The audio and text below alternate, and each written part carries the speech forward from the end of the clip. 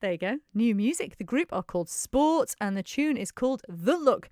They're from They're America, and I just think that is a fab tune. I'd love to know what you all think of it. 166 177. I'm going to ask AJ/Alex Maxwell what he thought of it. What did you make of that? That was very funky. That will be going on my playlist. Yes. 100%. Yeah. We've just been chatting about music in the background. Have you got quite an eclectic music? Yeah, I mean, so my friend was taking the mick out of me the other day because it kind of goes from kind of ballads to straight out pop, and then you've got musicals on there, and he's like, you can't be mixing musicals and regular music. What are you doing? But we were just talking about an artist that does just that. Anthony Ramos. Anthony Ramos, yeah. Oh, he's amazing because he's one of the main characters in Hamilton, which is obviously massive.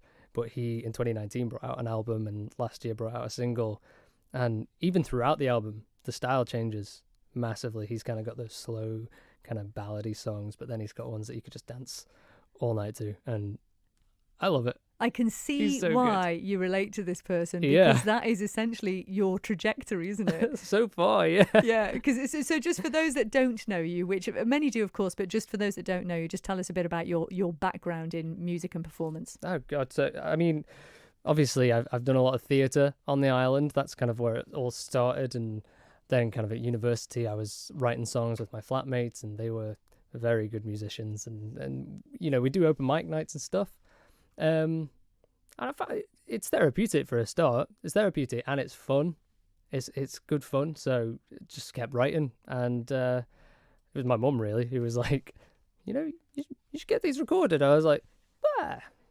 You have to say that, you're my mum. But shout out to the mum. I know.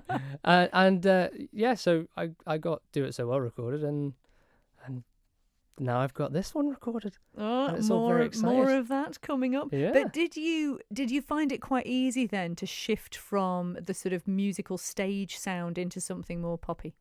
I mean, my friend Max still says that even when I sing regular songs, he was like, I can so hear the musical theatre in your voice. I was like, what? But I mean, I think I don't know. I think I even sound different on this track to Do It So Well vocally. And it's not even a conscious choice. So it could just be the years of switching characters and accents and stuff like that when I switch style, it just naturally goes to a different place, it was interesting for me to discover listening back to it. I was like, oh, I sound different. And did you know from writing the songs then what sort of genre and feel and vibe you wanted them to have, or did this happen once you got into a studio? No, I think I kind of know what sort of I want from the track. I go in. Dave Armstrong does all the recording at Dan Productions, and I kind of know what instrumentation I want to get in there. Like we Do It So Well, I was like, I want the strings, and in this one, I don't want to give too much away, but there's particular things and sounds like synths and this, that, and the other. I was like, I kind of hear it in my head a little bit. I've got the words, I get the chords down on guitar, which I'm not particularly good at, but I have a feel, and then we get in and Dave works his magic. You're really lucky to have that, because, you know, I have to say, from speaking from my experience from having written songs, I used to record with Dave as well, and I would literally go into him and go, here's a melody, do something with it. Well, I mean, there are moments of that with him, because like the man, when it comes to like music production, the man's a genius, and I can kind of give him this vague idea of like, I'm kind of hearing like this sort of thing, and he's like, I know what you mean. And then just like the bass line on this track was all him. I said, I want like this kind of chunky, funky bass. And I nipped off to the loo, came back, he's downstairs, he's got his bass plugged in, and I'm like, oh, ho, ho, ho.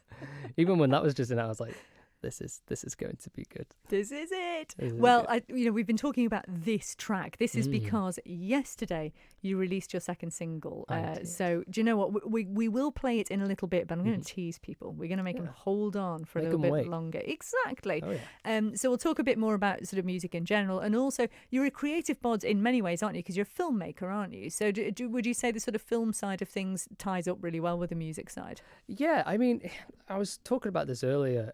It's a weird one because I have the songwriting, I have the filmmaking, and I mean, I also have like the videography business. I've got Glassline Media, and that's kind of more commercial.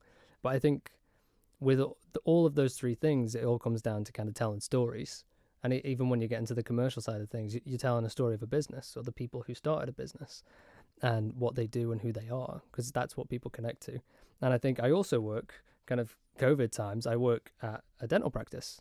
And I think they almost go hand in hand, because on the one side, I'm writing about people's experiences. And then on the other side, I get to hear about people's experiences, and you get to kind of build this wider view of the world through other people. And I think they go hand in hand and translate through each other, which is pretty cool. I love that idea, but I would imagine it's quite difficult to decipher someone's story when they've got a load of dental tools in their mouth. Well, I'm not in that room. I'm at the front desk. I'm not getting in anyone's mouth. No, thank you.